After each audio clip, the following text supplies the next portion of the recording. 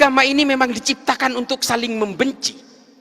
Apakah agama ini memang diciptakan untuk saling mengkafirkan?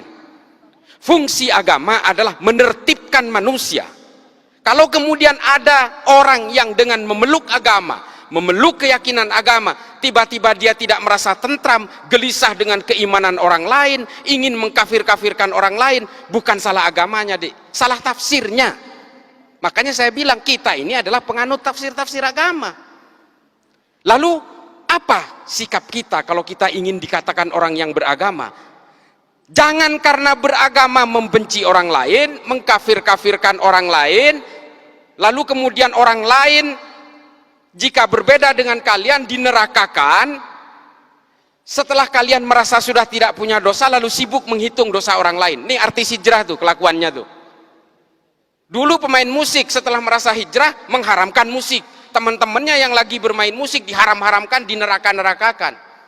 Tuh kelakuannya. Setelah dirinya merasa tobat lalu dia sibuk menghitung dosa orang lain. Ini karena tafsir-tafsir al-wala wal-bara itu loh.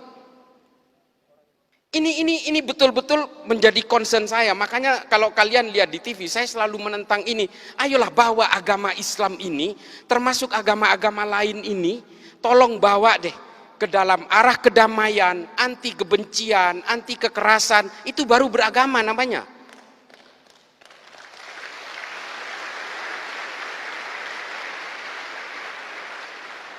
Memang terrorism has no religion. Terorisme tidak ada agamanya. Semua agama punya potensi untuk melahirkan terorisme dan kekerasan. Semua agama, bukan hanya Islam deh. Cuma kenapa saya concern kepada agama Islam? Satu, Islam itu adalah agama yang paling banyak dipeluk oleh manusia Indonesia hari ini, dan saya sendiri Islam. Di India terorisnya orang Hindu deh, Bharatiya Janata garis keras. Di Myanmar siapa terorisnya? Orang Buddha deh.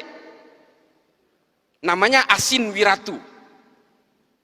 Apakah di Jerman itu ada teroris? Ada, Protestan. Namanya Baader-Meinhof, nama kelompoknya. Apakah di Amerika tidak ada teroris? Ada deh, namanya White Supremacy, Ku Klux Klan, FARC, Antifa. Tidak ada teroris Islam di sana, itu sedikit. Makanya yang nyerang 9/11 itu dari Saudi semua. Saya ada di sana waktu itu. Saya tinggal di Amerika kurang lebih 6 tahun. Ketika 9/11 saya tinggal di sana. Saya dulu pernah terpapar dengan ajaran-ajaran Ma'alim fil Thoriq ini. Saya meyakini bahwa kalau Islam ingin berjaya, maka Islam harus tegak secara politik. Itu keyakinan saya dulu. Kalau lihat Gus Dur di TV, saya matikan TV-nya. Ini antek Yahudi ini. Saya dulu begitu. Ketika ada orang-orang Islam yang moderat, wah saya matikan TV-nya. Cak Nur apalagi, paling saya benci itu. Nurholis Majid, Allah yarham. Buya Syafi'i Ma'arif, saya ganti channelnya, saya mending nonton yang lain. Itu dulu saya seperti itu. Tapi kemudian saya berusaha mempelajari semuanya. Saya baca buku kanan, buku kiri, buku tengah, saya baca semua. Das Kapital saya habiskan. L'état de Révolution saya habiskan. Ma'alim fil Thoriq, Jahilatul Qarnil Isrin, saya baca semua.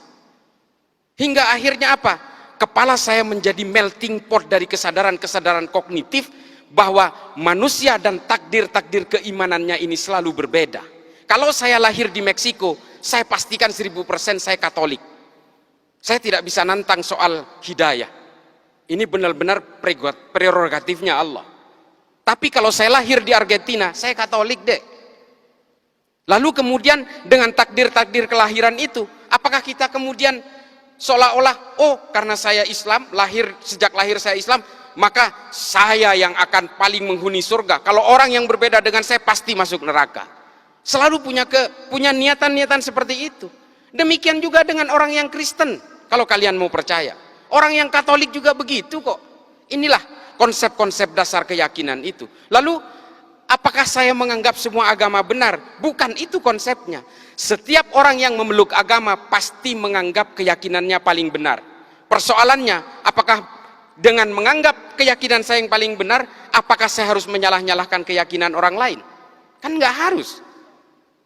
Itu adalah kesalahan besar, offsetnya di situ. Dengan mengatakan istri saya cantik, saya tidak harus mengatakan istri orang lain jelek kok. Ini loh analoginya. Maka kemudian Habib Ali Al-Jufri membuat sebuah buku, judulnya Al-Insaniyah Qabla Tadayyun.